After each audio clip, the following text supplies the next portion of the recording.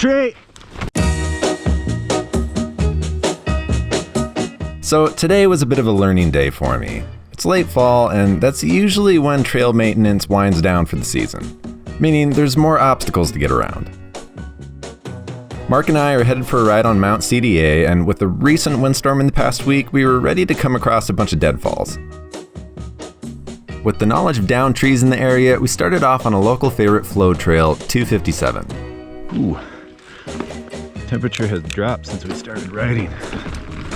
Whew. All right. And the trail was in pretty good shape, just a few wet leaves here and there, and while there were a couple trees down, nothing was blocking the trail. Woohoo! That'll take your freaking head off. On the whole, the dirt was great. Front wheel drifting. Oh, damn it. Ow. Rock right in my shin. And after a quick warm-up run, we decided to make our way back to the top of the mountain to take on the techiest trail in the area, Lower Caribou. But as soon as we started to climb an elevation, we ended up getting a nice little surprise about 200 feet from the summit. Just went up like 20 feet in elevation and there's way more snow. Found it. And when we got to the top, it started dumping even more. I'd rather this than July heat right now. I'll be going slow over any leaves. This first part's fast. We'll see. Ooh. Wish I had my goggles on. There we go. Now, I'm not opposed to riding in the snow. You kind of have to in North Idaho if you want to squeeze every last bit out of the riding season. But when you have 4 eyes like myself, things can get foggy, wet, and blurred really quick. You can see about 10 times better from the Scope Pro footage as I could through my glasses. And you might be thinking, hey, Jim, let's just slow down. Yeah, that would be smart. But, you know, fast is fun. Okay. I'm just going fast enough so my glasses don't fog.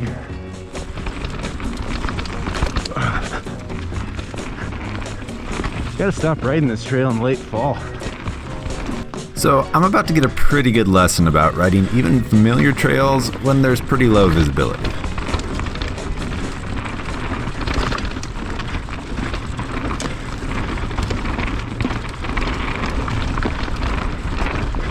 Oh, tree! Oh, tree! Oh man.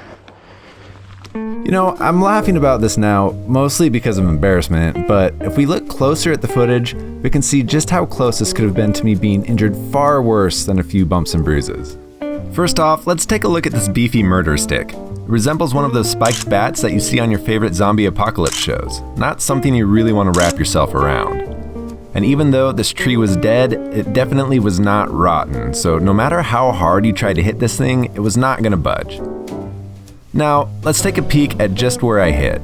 I think in my head, as I yelled tree, trying to keep Mark from being the second piece of meat on this kebab, Tree! I noticed these lovely branches to the right and decided to dive for the barren side. This is where luck had my side. You can see right where my abdomen hit was a broken branch which had been a sizable one at some point. So had this branch not been broken, or if I had slid 2 feet to the right, yeah, I don't need to tell you just how bad this could have been. Gonna take a little breather. Take a break. I slowed down enough to where the tree hug was the best option to dismount. Oh, that's scary. Got a fucking power slide under next to it. Right?